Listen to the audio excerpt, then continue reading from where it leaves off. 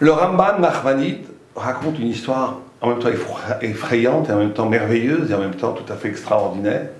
Le Ramban avait un talmide, avait un élève qu'il adorait, qui était promu à être le futur grand Rishon. Il aurait été connu comme Maïmonide, ou comme Rashi, ou comme Tosfot, comme Rabbeinu Yitzhak, Rabbeinu Tam. Un très très grand tzaddik, jeune, qui étudiait avec lui et qui avait une intelligence extraordinaire, des midot, qualité de cœur fantastique, une spiritualité énorme.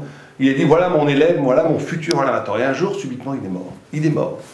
Et le Ramban a pris ça très très très durement. Il pleurait. C'était pour lui une déchirure, pas simplement émotionnelle, c'était une déchirure spirituelle. Comment se fait-il que cette promesse de la Torah d'Israël soit détruite à la racine? Et un jour, le Ramban va dormir, il apparaît en rêve cet élève. Et il lui dit plusieurs choses, mais une des choses qui lui dit qui nous intéresse, c'est lui dire, ici dans le monde où je suis, tout ton questionnement, tout ton étonnement ne commence même pas.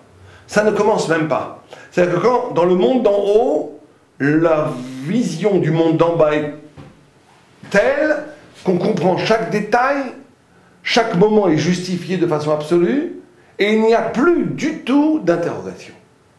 Alors, l'histoire s'arrête là. Qu'est-ce que nous, on peut faire de ça? Qu'est-ce que nous, on peut faire de la question de l'injustice, de la révolte,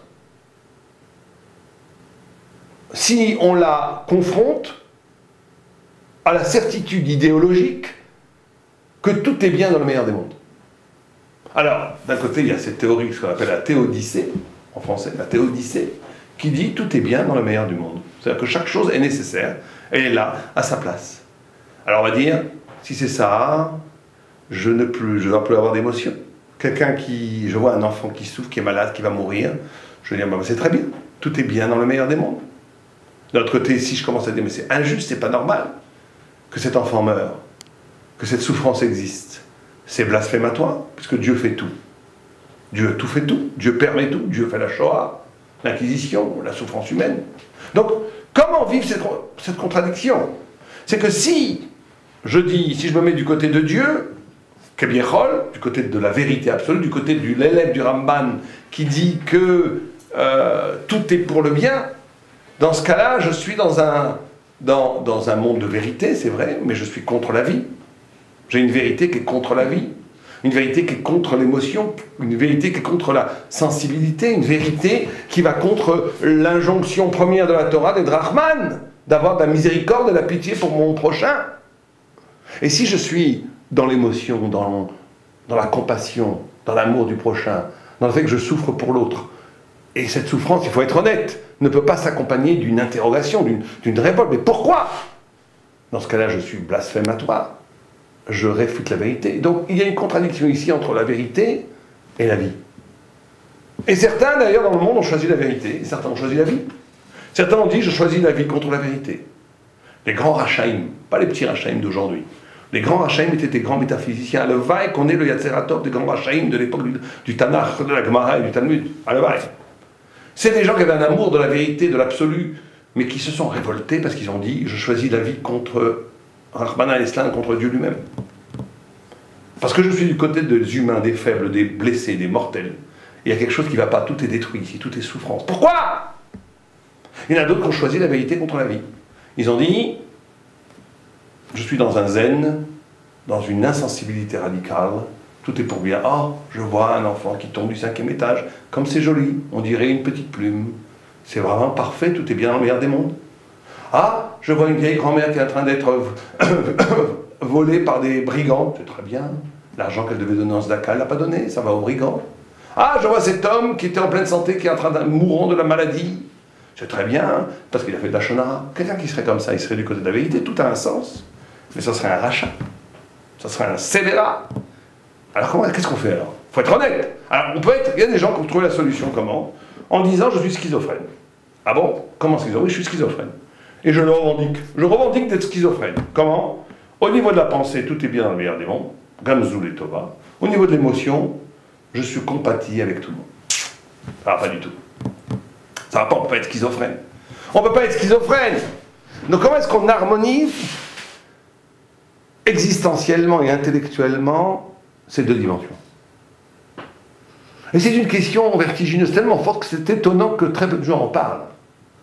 Parce que la plupart d'entre nous, et nous-mêmes en vérité, vivent dans une somnolence intellectuelle et spirituelle parce qu'on ne veut pas se poser la question, on ne veut pas se confronter à cette question. Donc, on se tait. On ne parle pas, on ne réfléchit pas, on n'avance pas. Donc qu'est-ce qu'il faut dire? C'est très simple. Il y a Rav Simcha Zissol, dans Chorpat de Moussar, qui dit une phrase, je la répète de mémoire, extraordinaire. Il dit qu'il faut intégrer plus ou moins l'émotion dans la vérité dans l'émotion. Ça veut dire quoi? Ça veut dire que Dieu a créé, c'est pas parce que le mal est bien qu'il n'est pas mal. On va dire ça comme ça, on va essayer d'expliquer ça comme ça.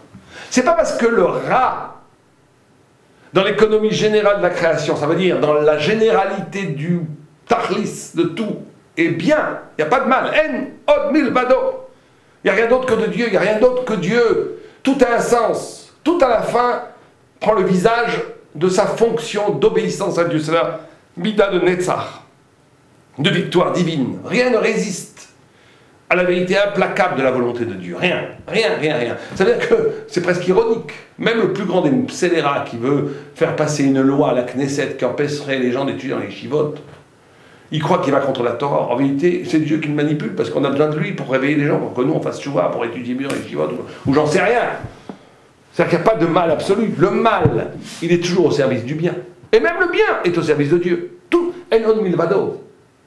Tout est au service d'une volonté divine. À la fin. Donc même celui qui va contre la Torah, Titus Immarchemo, qui a brûlé le temple sacré de Dieu, le temple où c'était la maison de Dieu, de l'Éternel, la maison où le peuple juif, tous les jours quotidiennement, servait son Elohim, son Dieu. Magnifique maison où le Dieu invisible était tellement présent que sa Kedusha rayonnait dans tout le peuple juif. Même Titus qui a osé brûler le temple. À la fin, il fallait qu'il soit brûlé ce temple. Il fallait, comme la Gemara dit, qu'un des rabbes a dit à Titus, ne te glorifie pas de ta victoire et de t'avoir brûlé le temple de Dieu, parce que tu as tochen une kemar tachun, tu as broyé tochen, tu as broyé une farine, tu as moulu une farine qui est déjà moulue. Le temple a été déjà détruit par les fautes du peuple juif. Toi, tu as juste exécuté l'ordre au service de Dieu qu'il fallait que ça soit détruit. Donc même le mal à la fin, c'est sûr qu'il n'y a pas de mal. Dans le projet général de Dieu, tout s'inscrit dans une volonté de Dieu qui est pour le bien. Mais ce n'est pas parce que le mal est à l'actif du bien qu'au moment du mal, il est bien. Au moment du mal, il est mal. Au moment du mal, Zvednim, il y a deux dîmes. Il y a une dimension du mal dans sa finalité, c'est le temps messianique, c'est l'après la mort. C'est pour ça qu'après la mort, on n'a pas de question. On comprend la finalité des choses. Et il y a le moment existentiel. Le moment existentiel. Le moment existentiel, le mal, c'est mal, le bien, c'est bien. La souffrance, c'est pas bien. Et le bonheur, c'est merveilleux. L'amitié, c'est génial. Et la haine, c'est affreux. Etc., etc. C'est-à-dire qu'il faut vivre cette dimension. L'être est double parce que l'être est en avenir. Or, toute chose qui est en avenir peut, au moment de sa présence, être négatif, mais à la fin, c'est positif. Mais il faut vivre les deux moments. Ce n'est pas être schizophrène, parce que c'est une dialectique. C'est une dynamique. Il faut vivre le moment du présent à l'actif du futur. Et c'est pour ça que le sage d'Israël, il est toujours dans ce qu'on appelle la répétition. J'entendrais ça comme le kafoul, la notion du double. C'est-à-dire qu'il vit en même temps un moment comme ça. Un grand tzaddik, je ne sais pas si vous avez remarqué, chaque moment qui arrive, boum, il y a un dédoublement. Il vit le moment, mais il le vit complètement. Ce n'est pas un zen, comme ces idiots de zen qui veulent toujours se dégager du monde pour échapper au cycle infernal de la vanité du monde. Ce sont des idiots finis, les zen, les bouddhistes. Parce qu'ils ne cherchent qu'une chose, la béatitude. C'est une idiotie. Il faut vivre la vie. La vie, elle est belle. L'excitation du moment, c'est magnifique. Il ne faut pas rater l'étincelle du présent. Mais il ne faut pas non plus être comme la plupart des gens, vivre que dans le présent. Et là, ils ont raison, les bouddhistes, de ne pas rentrer dans le cycle infernal de la vie, des vanités, des souffrances, des aspirations et des vanités. Oui, mais le tzaddik, il a les deux. C'est ça qui est génial, c'est le concept de kafoul, de répétition. Le tzaddik, il vit le moment. Et quand il vit le moment, c'est un moment vécu totalement dans la dimension du présent. Mais il écoute l'écho éternel du moment. Il est double. C'est le dédoublement, la répétition. Il est capable de vivre l'instant totalement dans son intensité existentielle de l'instant, mais il comprend que cet instant s'inscrit dans une éternité qui est au-delà du temps. Il a une roupa, il voit en même temps la joie de la mariée et du marié, il voit dans cette roupa un des maillons de l'éternité d'Israël. Il voit les futurs tzadikim ou les futurs rachaïm qui sortiront de ce couple, il voit tout. Il vit la répétition, il vit la fin et le moment. C'est cette capacité d'être double, de répéter, qui donne la vraie quiétude intérieure. La vraie quiétude intérieure, c'est pas se détacher, c'est pas l'indifférence, c'est pas l'indifférence à la souffrance, comme le prônent les idiots bouddhistes. C'est pas l'indifférence à la joie, c'est pas de devenir un pamplemousse, de devenir une pomme inerte face au ciel infini. C'est pas ça. C'est pas non plus être dans l'excitation totale, dans la vie fulgurante, excitante, fumante, à chaque instant. Ça, c'est le jouisseur. C'est d'être capable d'entrer l'émotion dans la vie, la vérité dans la vie et la vie dans la vérité. Ça veut dire quand je vis ce que je vis le vis totalement. Avec toutes les forces existentielles, physiques, sensorielles et sensuelles même de l'existence. Mais je je le transforme en vérité éternelle, au même instant. À la Vaya les dons.